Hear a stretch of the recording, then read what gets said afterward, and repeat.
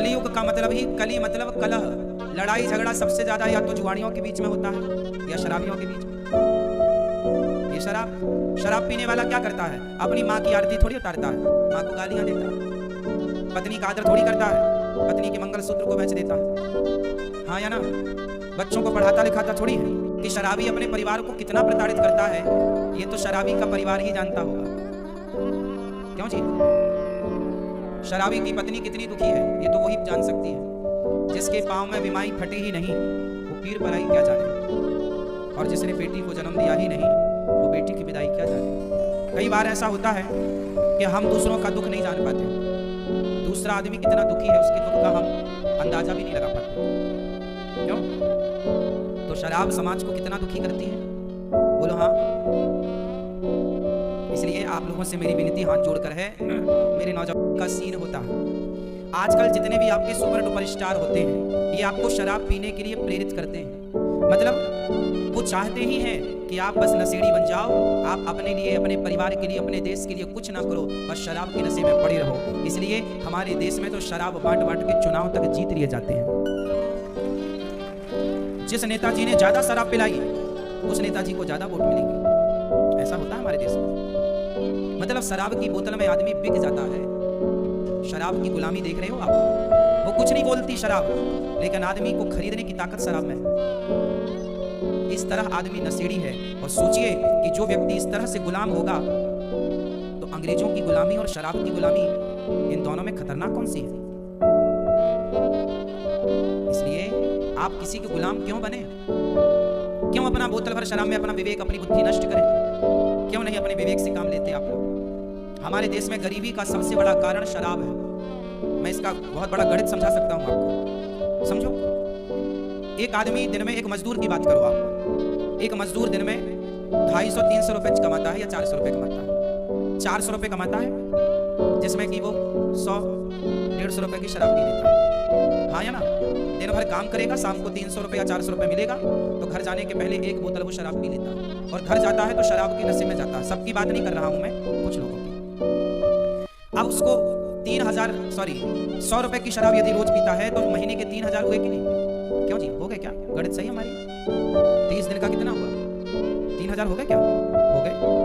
आप बताओ कि जो 3000 रुपए वो शराब में खर्च कर रहा है महीने में, 3000 वो अच्छे स्कूल को देता तो उसका बच्चा अच्छी शिक्षा प्राप्त कर पाता, उसके बच्चे को मजदूरी ना करनी पड़ती। वो मजदूर है, चलो कोई बात नहीं, पर अपने बच्चों को तो पढ़ा लिखा कर इतना योग्य बनाओ कि उन्हें किसी के द्वार पर हाथ ना फैलाना पड़े। वो खुद भी मजदूरी करता है और फिर शराब पी करके पैसे बर्बाद करता है, बीमार पड़ जाता है, तो फिर बच्चों से कहता अब तुम कमा कर लाओ। तो बच्चों को आपने ना पढ़ाया ना योग्य बनाया, तो फिर वो मजदूरी ही करेंगे। तो उनके बच्चे फिर मजदूरी करने के लिए मजबूर होते हैं। फिर उनके साथ धीरे धीरे जब बाप शराब पी के ऐसा हुआ, तो उनके बच्चे भी फिर वो सोचते हैं हम भी शराब पिएं। इसलिए हमारे देश में गरीबी की जड़, यदि हर पिता पैसे कमाकर, मजदूर भी पैसे कमाकर यदि उसे सही जगह पर खर्च करे, अपने बच्चों की पढ़ाई लिखाई में, अपने लिए घर बनाए, अपनी जरूरतें पूरी करे और 2 पैसा बचा के अपने भविष्य के लिए रखे, तो बताओ गरीबी समाप्त हो जाएगी? उसकी होगी। भारत के प्रत्येक व्यक्ति की गरीबी जब मिटेगी, तब भारत देश की गरीबी मिट जाएगी। और इसके लिए आपको विचारवान होना पड़ेगा, पैसे का सदुपयोग करना पड़ेगा। शराब, आज बड़ी बड़ी पिक्चर बनाने वाले सुपर डुपर स्टार वो आपको शराबी बना रहे हैं। हमारे देश का दुर्भाग्य बताएं क्या है? दुर्भाग्य ये है मेरी माँ कि आज यहाँ पर कोई अच्छी बात आपको बताए, आपके बच्चों को सही राह बताए, तो आप उसे कहते हैं कि ये ठग रहे हैं, लूट रहे हैं। और आपको कोई गलत बात बताए तो आप उनकी जय जयकार करते हुए उन्हें सुपर डुपर स्टार बना रहे हैं। आप देखो ना, आपके कितने सुपर डुपर स्टार ऐसे हैं जो गुटखे का प्रचार करते हैं, जो शराब का प्रचार करते हैं, जो जुए का प्रचार करते हैं। जंगली रमी ऐप डाउनलोड करा रहे हैं कि नहीं? वो जुए का प्रचार कर रहे हैं। कौन? आपके सुपर डुपर स्टार जो पिक्चर बनाने वाले लोग हैं, हाँ या ना? जुए का प्रचार कर रहे हैं। मैं किस किस का नाम लूं? नाम सबके पता है, पर क्या बताना, आप समझ लो। जुए का प्रचार सुपर डुपर स्टार करते हैं। तुमसे अच्छे तो वो, तुमसे अच्छी तो वैश्या है, वो शरीर तो बेच देती है, लेकिन वो अपने ईमान को नहीं बेचती है। वो अपनी मजबूरी में कुछ भी करे, लेकिन वो किसी को प्रेरित नहीं करती कि भाई तुम वैश्यागामी बनो। और ये तो टीवी पे आकर रोज प्रेरित कर रहे हैं, दाने दाने में केसर कदम, मतलब आपको प्रेरित कर रहे हैं कि गुटखा खाओ। गुटखा खाओ, ऐसा बोल रहे हैं। इसलिए गुटखा, इन लोगों के पास पैसे की कमी नहीं है। गुटखे के प्रचार में इन्हें 5-5, 10-10 करोड़ रुपए मिले होंगे या 50 करोड़ भी मिले होंगे, मुझे आइडिया नहीं है। लेकिन पैसों के लिए अपना ईमान बेच देना सही है? कोई मुझे 5,000 करोड़ दे, कहे अनिरुद्धाचार्य जी आप किस गुटखे का प्रचार करिए। 1 लाख करोड़ नहीं साहब, पूरी दुनिया की दौलत देगा तो भी मैं अपने अनुयायियों को, भक्तों को गलत राह नहीं बता सकता। ये मेरे धर्म के विपरीत है, खिलाफ है। कोई आप पर विश्वास करता है तो क्या आप उसको गलत राह बताएंगे? बोलो बोलो हाँ या ना। तो इन लोगों पर लोगों ने पिक्चरों के माध्यम से विश्वास किया कि भाई ये लोग जो करेंगे अच्छा करेंगे, पर ये तो आपको गुटखा खाना सिखा रहे हैं। क्यों जी, सीखे कि नहीं? कुछ खाने भी लगे हैं। आज 100 में से 95 बच्चे गुटखा खाते हैं। छोटे छोटे बच्चे गुटखा खाते हैं। बोलो हाँ, छोटे छोटे बच्चे। और गुटखा खाने वालों के साथ ऐसी स्थिति है कि आप उनके सामने बैठ जाएं तो आधा तो आपका मुंह भिड़ा देते हैं, छपेड़ देते हैं गुटखे से। जब वो बात करते हैं ना तो उनके अंदर की सुपारी निकल निकल के आपके मुंह में चिपकती है। ध्यान से देखा कि नहीं? इसलिए गुटखा खाने वालों से ना उचित दूरी बना के बात किया करिए, नहीं वो उनके अंदर का गुटखा आपके अंदर आ जाएगा। हाँ या ना? सही कि गलत है? बिल्कुल परिष्ठारों से जो आपके घर में घुसकर आपकी संतानों को गलत राह, अब जो गलत दिखा रहे हैं आप उन्हें सुपर डुपर स्टार कहते हैं, और हम जैसे लोग आपको सही राह बताएं तो लोग संतों को उंगली उठाते हुए कहते हैं ये बाबा लोग तो पाखंडी हैं, ढोंगी हैं। ये संतों का अपमान होता है और उन लोगों का सम्मान जो खुलेआम गलत का प्रचार कर रहे हैं। संडे हो या मंडे, ये अंडे का प्रचार किसने किया था? बोलो किसने किया था, जरा बताओ। नहीं पता? आप लोग बहुत भोला कुकड़ हैं। हम नहीं बोलते। टीवी पर एक टाइम पर ये भी ऐड आता था, संडे हो या मंडे, अंडे का प्रचार। इसलिए अब वो लोग अंडे का आपको प्रचार कर रहे हैं। अंडे खाने वाले का धर्म क्या है? अंडे खाने वाला, मांस खाने वाला धर्मात्मा हो सकता है क्या? मुर्गी की टांग चूसने वाला धर्मात्मा हो सकता है क्या? अरे जो धर्मात्मा होगा वो किसी जीव की हत्या ही नहीं करेगा। जो कर रहा है वो धर्मात्मा कैसे है? हमारा धर्म तो ये कहता था कि हम चींटियों को भी, तुम्हारी दादी अम्मा आटा डालती थी, चींटी की भी हत्या ना हो, पक्षी को दाना। हमारे देश में एक राजा हुए हैं शिवी, उनकी गोद में एक कबूतर आकर गिरा। पहेली आया, बोला महाराज ये हमारा कबूतर है, हम जंगल से पकड़ कर लाए हैं और इसे हम खाएंगे पकाकर।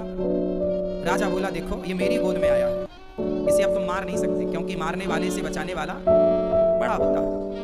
ये कबूतर मेरी गोद में आया है तो इसकी रक्षा करना मेरा धर्म है। पहेली बोला महाराज आप राजा हैं पर वो मेरा कबूतर है, मेरे पिंजरे से उड़ गया, आपकी गोद में गिरा, दो मेरा कबूतर। राजा बोले तुझे कबूतर का मांस चाहिए ना, मैं तुझे कबूतर की वजन का मांस दे दूं तो? हाँ हाँ चलेगा। अब आप कहां से मांस लाएंगे? राजा मांस लाने के लिए किसी को तो मारना पड़ेगा, आप किसी का भी लाएंगे तो मारना ही पड़ेगा। राजा बोले इतने धर्मात्मा राजा थे, बोले मैं किसी की हत्या नहीं करता, तो कहां से लाएंगे मांस? बोले मैं अपना दूंगा। एक तराजू बांधी गई, तराजू के एक पलड़े पर कबूतर को बिठाया गया कि इसके वजन का मांस पहेलिया को इसको देना। तो राजा ने अपनी जंघाओं का, जांघ का मांस काट के तराजू में रखा तलवार से, पर कबूतर थोड़ा भारी था। दूसरी जांघ का मांस रखा, पता नहीं कबूतर कैसा मायावी था, फिर भी वजन कबूतर का ज्यादा, बराबर नहीं हुआ। सारी सभा लगी है, सारी दुनिया देवता देख रहे हैं कि वाह ऐसा राजा कि कबूतर के प्राणों की रक्षा के लिए अपने शरीर का मांस चढ़ाया जा रहा है। राजा ने अपनी छाती का मांस काट करके रखा तलवार से, फिर भी उसका वजन ज्यादा। राजा ने अपना एक पांव काट दिया, पूरा पांव रखा, फिर भी कबूतर का वजन ज्यादा। दूसरा पांव रख दिया, अब देखिए एक राजा अपने पांव काट दिया कबूतर के प्राणों के। ये वो देश है। अंत में फिर भी कबूतर भारी, तो राजा ने अपनी गर्दन काटनी स्टार्ट की, तलवार अपनी गर्दन पर रखी और काटना चाहा, तब कबूतर से भगवान प्रकट हो गए। बस राजा बस, मैं तुम्हारी परीक्षा लेने के लिए कबूतर के रूप में आया। धन्य है तुम जैसे राजा, तुम जैसे दानी राजा, जिन्होंने एक पक्षी की रक्षा के लिए अपने आप को चढ़ा दिया। ऐसा देश है हम भारतीयों का कि हम किसी की हत्या करना ठीक नहीं समझते। क्यों जी? किसी को मारना, हम तो दुश्मन को मारना ठीक नहीं समझते। पृथ्वीराज चौहान ने मोहम्मद गौरी को पकड़ लिया, बंदी बना लिया, क्या मार नहीं सकते थे? पर दुश्मन को भी नहीं मारना, जा छोड़ दिया। ऐसे 17 बार पकड़ के छोड़ा। ऐसे दया हमारे यहाँ। इसलिए जीव मात्र पर दया। आजकल ना लोग कुत्तों को, कुत्ते का मांस खाते हैं, कुत्ते को बिल्कुल गर्म पानी में डाल देते हैं, उबलते पानी में, जिंदा जिंदा कुत्ते को उबलते पानी में डाल देते हैं, जिससे गर्म पानी से उसके सारे रौमे झड़ जाते हैं और उसके ऊपर की त्वचा और सॉफ्ट हो जाती है, तो आसानी से वो छील लेते हैं, मतलब वो नोच लेते हैं। जो भी करते हो भगवान जाने। मतलब एक बात बताओ कि गर्म पानी में आप एक कुत्ते को डालें या एक मछली को डालें या एक मुर्गी को डालें, क्या उससे दर्द नहीं होता होगा? हमें और आपको डाल दिया जाए, इतना पीड़ा होगी असहनीय। जिंदा मछली को आप पकड़ करके कढ़ाई में डाल देते हैं।